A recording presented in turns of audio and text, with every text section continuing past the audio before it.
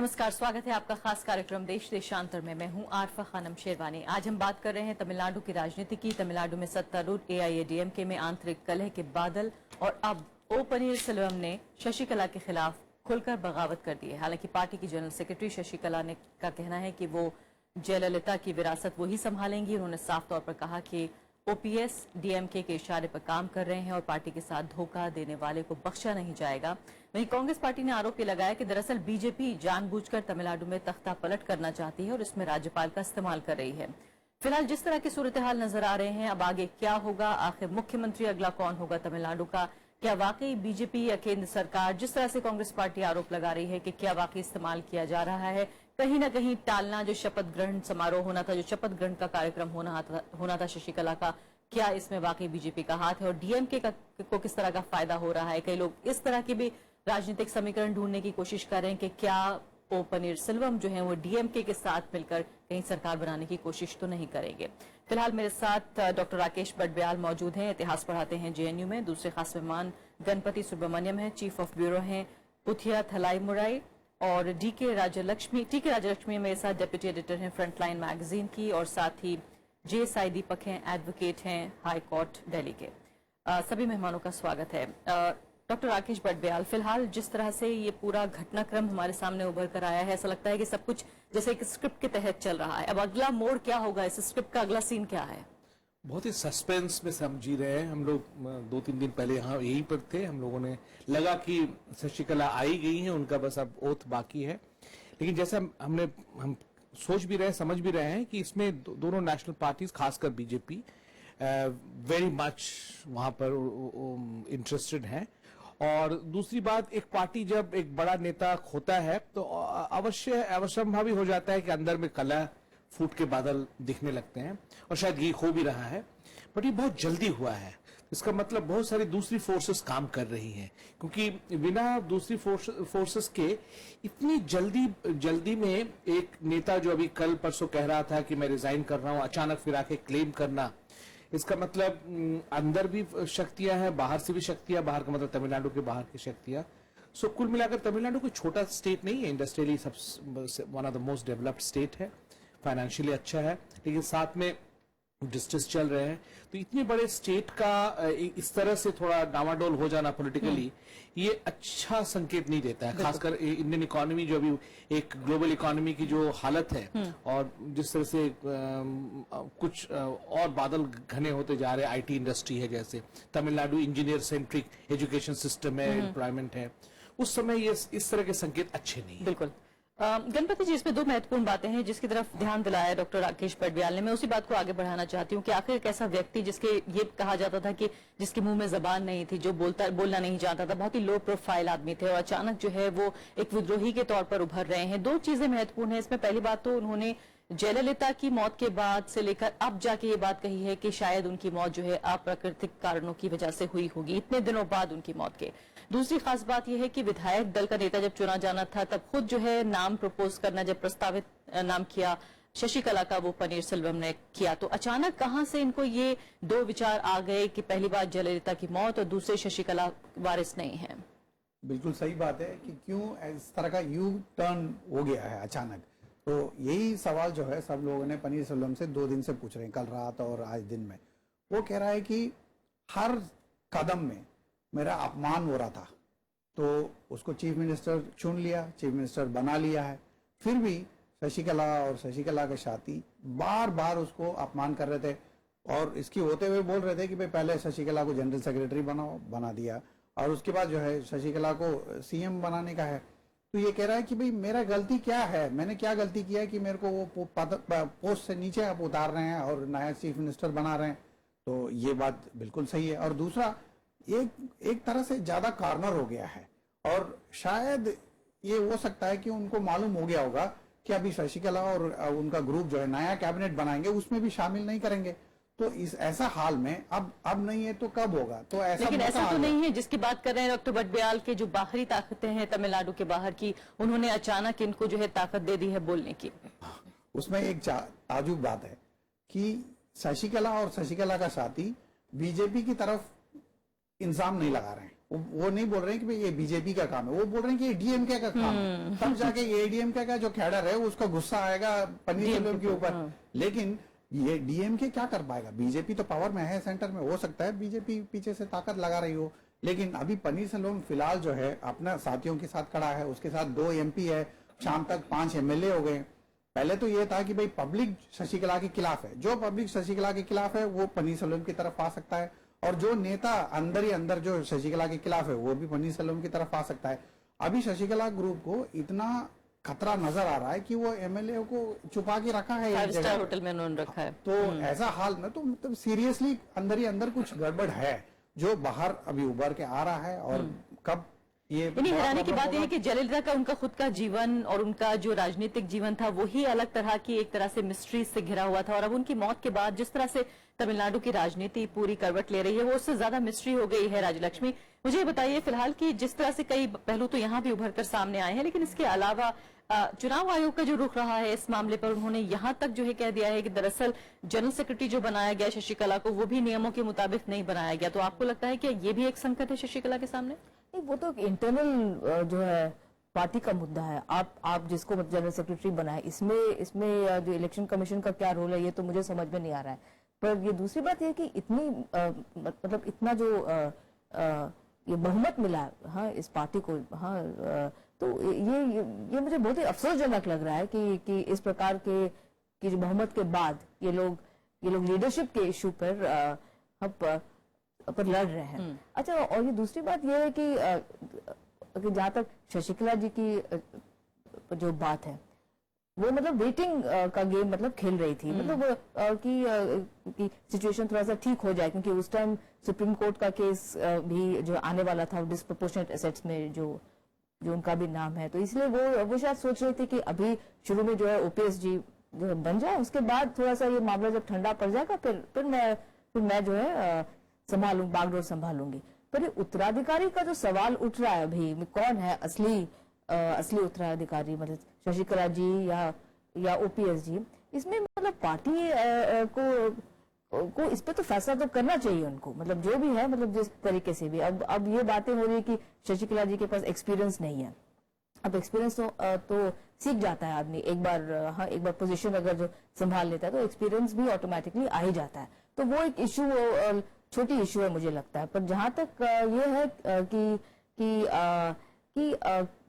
कि बाहरी ताकत या वो बाहरी इन्फ्लुएंस हो रहा है, जब आपके अंदर ही आप जो संभाल नहीं पा रहे हो तो फिर बाहर एक और बात जो शशिकला के लिए बार बार कही जाती है, खासकर विपक्षी दल जो है जिसको उठा रहे हैं कि ये बहुत लोकतांत्रिक तरीके से नहीं हो रहा है। कैसे हम ये कह सकते हैं? क्या हमारे पास इस तरह की दलीलें हैं जिसकी बुनियाद पर हम ये कह सकते हैं कि दरअसल शशिकला का मुख्यमंत्री बनना लोकतांत्रिक तरीका नहीं है? हाँ, नहीं, इसमें कोई मतलब इसमें कोई मुद्दा ही नहीं है, क्योंकि ऐसा है कि जो भी लीडर जो उनकी पार्टी मतलब लेजिस्लेटिव पार्टी सिलेक्ट करती है या चयन करती है, चाहे वो ओपीएस हो चाहे वो शशिकला हो, वो ऑटोमेटिकली जो लीडर ऑफ द पार्टी भी हो जाता है, और वो फिर 6 महीने में उनको चुनाव भी लड़ना पड़ेगा जैसे भी है। तो इसमें कोई वो नहीं है। तो मतलब पार्टी के पास ये हक है, और उनके जितने सारे जो एमएलएज हैं उनके पास ये हक है कि वो लीडर का जो है चयन कर सकें। ये बिल्कुल जो है लोकतांत्रिक है। अब वो क्योंकि एमएलए नहीं है इसीलिए लोग कह रहे हैं कि ये नहीं हो सकती है, या उनके पास तजुर्बा नहीं है जो है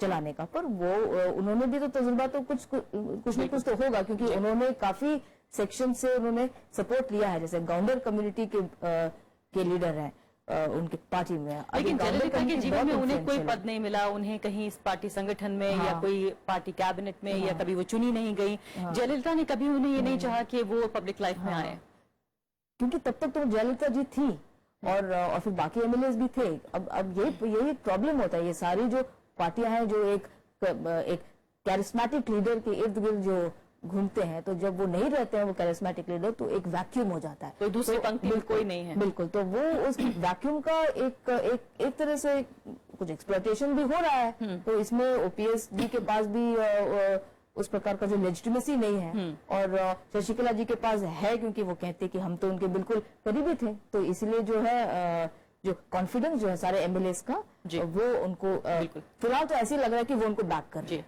साई दीपक ये बताइए, यहाँ डॉक्टर बटब्याल ये कह रहे थे कि बाहरी ताकत नजर आती है। राजलक्ष्मी कह रही है कि जब पार्टी में अंदर ही इतनी टूटन हो तो बाहरी ताकत की जरूरत नहीं है। लेकिन अगर इन दोनों बातों पर भी आप सहमत ना हो तो फिर फिलहाल जिनको चेन्नई में होना चाहिए था गवर्नर, वो क्यों बंबई या दिल्ली या अलग अलग जगहों पर क्यों है, क्यों टाला जा रहा है ये शपथ समारोह? मुझे लगता है कि दोनों बातें इस विषय में एक्चुअली लागू होती हैं। एक तो as far as ADMK is concerned, अभी कास्ट की वजह से अंदर ही एक प्रॉब्लम चल रहा है। So for instance mister Panneerselvam आते हैं काउंटर कम्युनिटी से जिनका स्ट्रांग होल्ड है Coimbatore, and miss Natarajan, Sasikala Natarajan comes from the Thevar community, तो इनका भी एक अपना फॉलोइंग है। तो वो भी एक इश्यू है जिसको हमें we should not ignore, that's one. दूसरा ये है कि सेंटर राज्यपाल के द्वारा कितना हस्तक्षेप कर सकती है इस इंसिडेंट में, इसको हमें इस बात we have to understand that it's not possible entirely in this day and as for one good reason, क्योंकि सुप्रीम कोर्ट ने एक जजमेंट पास किया था एसआर बोमई के केस में, और उसके बाद 2006 में भी रामेश्वर प्रसाद के केस में एक जजमेंट पास किया था, जिसकी वजह से गवर्नर का यूज करना किसी स्टेट गवर्नमेंट को उठाने के लिए या फिर असेंबली को डिसॉल्व करने के लिए उन पावर्स को पूरी तरह से डाइल्यूट कर दिया गया है। देयरफॉर अगर आप राज्यपाल के शूज में हो, आपका कर्तव्य आज के डेट में सिर्फ ये बनता है कि आप एक फ्लोर टेस्ट कराएं, शक्ति परीक्षा एक कराएं असेंबली में, ये देखने के लिए कि कौन असली लीडर है और किसका ज्यादा समर्थन है पार्टी के अंदर। जब तक ये सब ऑप्शंस एक्सप्लोर न हो जाएं, किसी भी कारण से सेंटर उसमें हस्तक्षेप नहीं कर सकती है, ये सुप्रीम कोर्ट ने कह दिया है।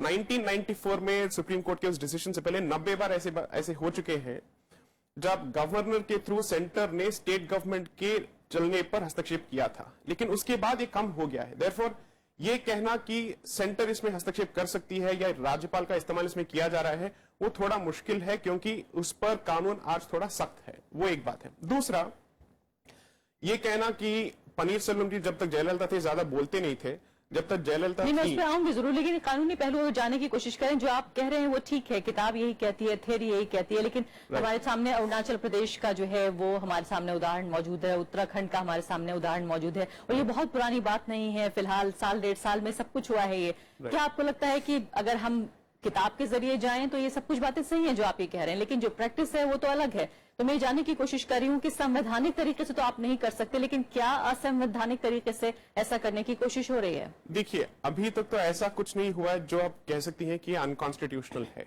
और अगर हुआ तो कोर्ट का रास्ता तो सबके पास खुला ही है, अभी तक तो हुआ नहीं है। अब तक हुआ क्या है, गवर्नर फ्लोर टेस्ट के लिए नहीं थे और वो वापस आने वाले हैं, और सुनने में आया है कि वो वापस आ भी चुके हैं और शक्ति परीक्षा के लिए वो तैयार भी हैं।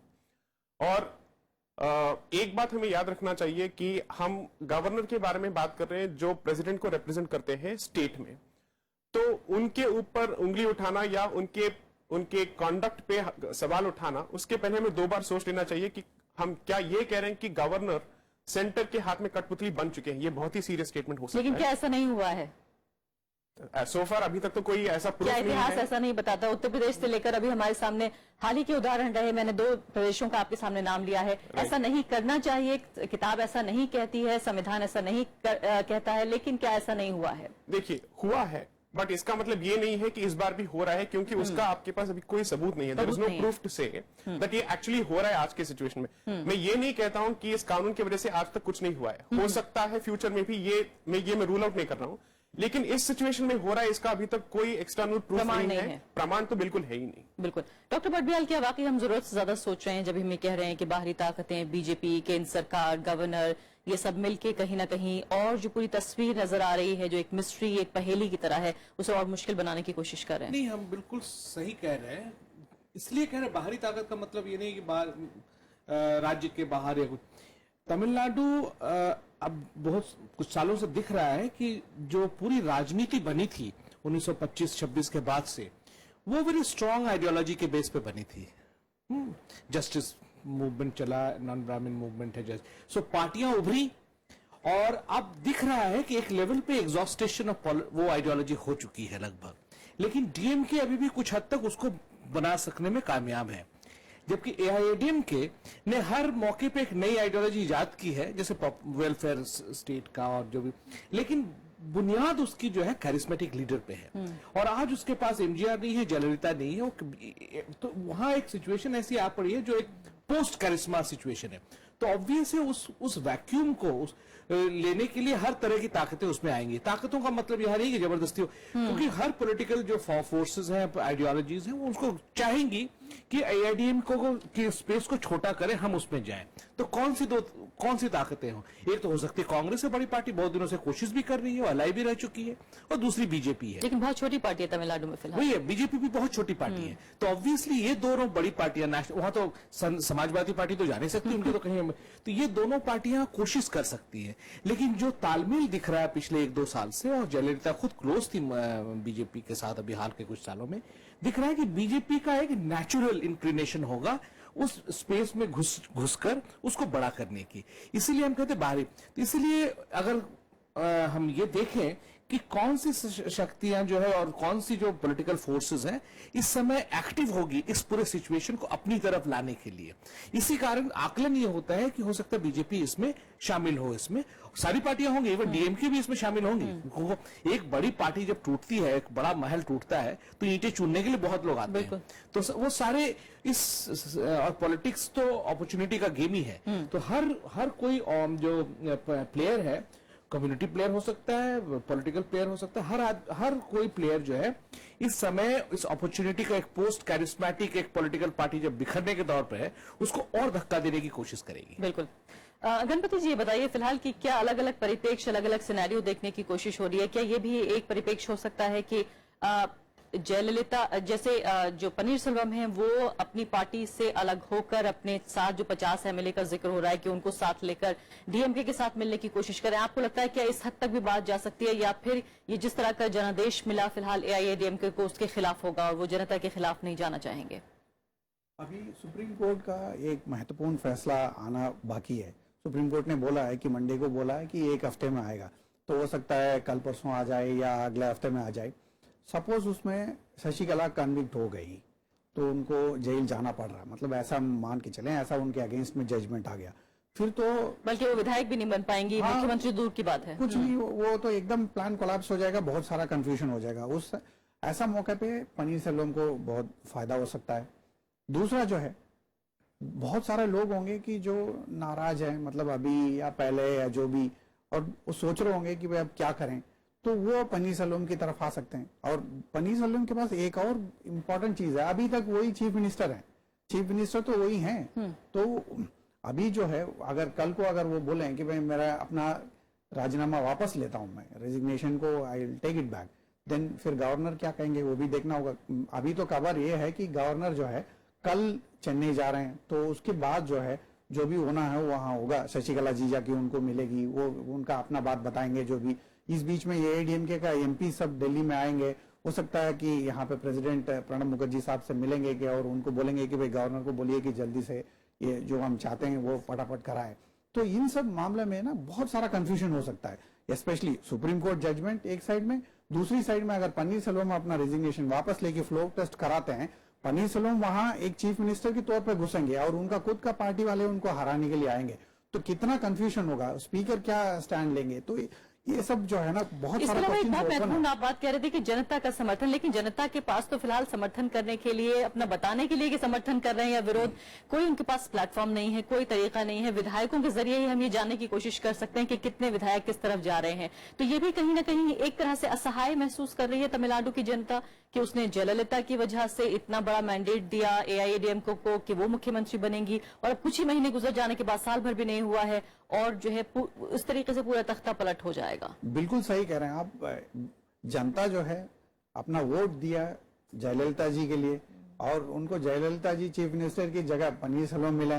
पनीरसेल्वम तो फिर भी उन्होंने सोचा कोई बात नहीं, पनीरसेल्वम पहले भी जयललिता जी ने अपना सब्स्टिट्यूट पहले बना के रखा था, तो ठीक है। और बीच में कुछ जल्लीकट्टू वगैरह का जो काम हुआ था, उस समय पनीरसेल्वम दिल्ली आए, प्राइम मिनिस्टर से मिले, वो सक्सेसफुल हो गया है, तो उस वजह से ठीक है। अब अचानक एक और बदलाव आ रहा है। क्यों आ रहा है? क्योंकि शशिकला जी चाहती है कि पावर हमारे पास आ जाए, तो इसकी जरूरत क्या है? तो ये लोग उनके लिए पावर की जरूरत है, बाकी जनता के लिए उसमें क्या मतलब? जनता को तो गवर्नेंस चाहिए, तो चीफ मिनिस्टर बदलने से जनता को कोई फायदा तो होने वाला नहीं है। इसलिए जनता जो है वो इसके अगेंस्ट है, लेकिन जो जितना वहां का विधायक है वो पूरा का पूरा वो पावर के साथ जुड़ा रहना चाहते हैं, क्योंकि जो आप कह रहे थे वो है अगले 4.5 साल तक फायदा उठाना है नहीं तो उनको। क्या आपको लगता है कि अगर शशिकला मजबूत लग रही है विधायकों को, इसलिए विधायक उस तरफ जा रहे हैं, उनको लगता है कि पनीर सेल्वम जो है वो उतने मजबूत नहीं है? बिल्कुल, अभी तो 100% मजबूत है। अगर एक एमएलए पनीर सेल्वम के पास है तो उसका 20 एमएलए शशिकला जी के पास है। जो आज वो मीटिंग बुलाई थी उसमें कह रहे हैं कि कम से कम 100 एमएलए तो उसमें थे। वो तो कह रहे हैं कि 130 थे, पर लेकिन कम से कम 100 तो थे। तो पनीर सेल्वम के पास तो सिर्फ 4-5 खुले में आए हैं। तो इसलिए अभी झगड़ा जो है बहुत लंबा झगड़ा है। बिल्कुल। अब वो जो पावर का फायदा चाहते हैं वो शशिकला के साथ, जो अपना फ्यूचर देख रहे हैं कि भाई कल का इलेक्शन में क्या होगा, वो पनीर सेल्वम के साथ आना चाहते हैं। राज्यलक्ष्मी, क्या एआईएडीएम की टूट जाएगी? लेकिन मैं फिर भी वही बात मतलब कहूंगी और दोहराऊंगी कि ये जो कि कुछ पार्टियां हैं जो ये एक करिस्मेटिक लीडर के इर्द गिर्द जो बनती घूमती है बनती है, तो उनका अल्टीमेटली ये आउटकम तो यही होता है अल्टीमेटली। पर यही बात है कि जो टूटना नहीं चाहिए, क्योंकि अभी जैसे इन्होंने भी बताया कि जनता ने बहुमत दिया है इस पार्टी को, जो भारी बहुमत दिया है, और अगर आप जो सिचुएशन को नहीं संभालते हो तो ये तो बहुत बड़ा एक धोखा है जनता। लेकिन क्या इसके आसार भी लग रहे हैं आपको कि वाकई पार्टी टूट जाए? नहीं, वैसे मतलब टूटने की तो ऐसी कोई तो स्थिति तो मुझे नहीं लगता है। हाँ, क्योंकि दोनों तरफ से ये कोशिश हो रही है कि हम सपोर्ट नहीं, लेकिन एक और महत्वपूर्ण बात कि जयललिता के जाने के बाद अब जिस तरह से पार्टी में अंदरूनी टूटन नजर आ रही है, क्या आपको लगता है कि आम जनता का जो भरोसा है एआईएडीएमके में, क्या आपको लगता है उनका जनाधार खिसकेगा? नहीं, इतनी जल्दी तो नहीं खिसकेगा। अब यही रहता है कि सिचुएशन को आप वो ये दोनों शख्स जो है कैसे हैंडल करते हैं, शशिकला जी और ओपीएस जी। अभी तक तो लग नहीं रहा कि हैंडल हो पा रहा है। और अभी मतलब दिसंबर में एक बहुत बड़ा साइक्लोन हुआ था, साइक्लोन वारधा, और उसमें इतना ज्यादा जो है हानि पहुंची थी, मतलब कृषि क्षेत्र को खासकर हानि पहुंची थी। तो उसमें अगर मतलब अभी बात कही है कि गवर्नेंस चाहिए जनता को, जनता चाहती है कि यहाँ पे कुछ गवर्नेंस हो, कुछ दिखाए ये लोग। ठीक है, समय मेरे पास समाप्त हो रहा है। ऐसा है दीपक, अब आगे क्या होता हुआ देख रहे हैं आप एक अगले हफ्ते में?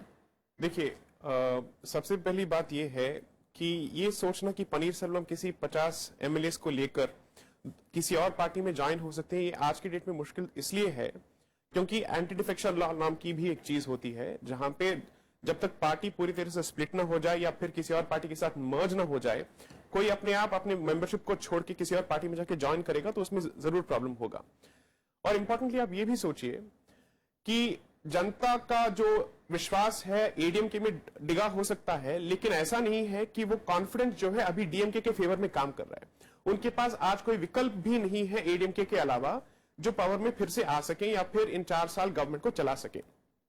तो if I were a common citizen, मैं तो सिर्फ ये सोचूंगा किसके पास ज्यादा समर्थन है एमएलए का, और कौन है जो और 4 साल काम कर सके और हमारे प्रॉब्लम्स को सुलझा सकें। क्योंकि इसके पहले एपिसोड में भी मैंने ये कहा था कि गवर्नेंस एंड एडमिनिस्ट्रेशन सबसे इंपॉर्टेंट प्रायोरिटीज है आज के डेट में तमिलनाडु के लिए, क्योंकि पिछले 3-4 सालों में उन्होंने बहुत सारी चीजें झेली हैं।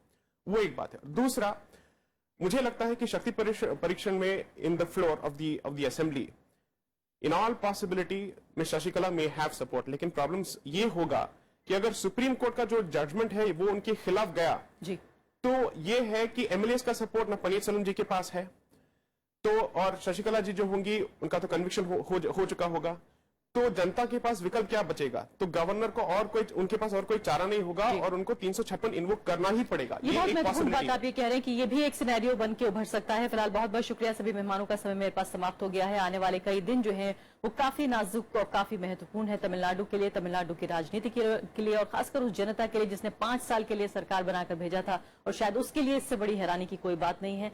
फिलहाल अभी के लिए इतना ही। नमस्कार।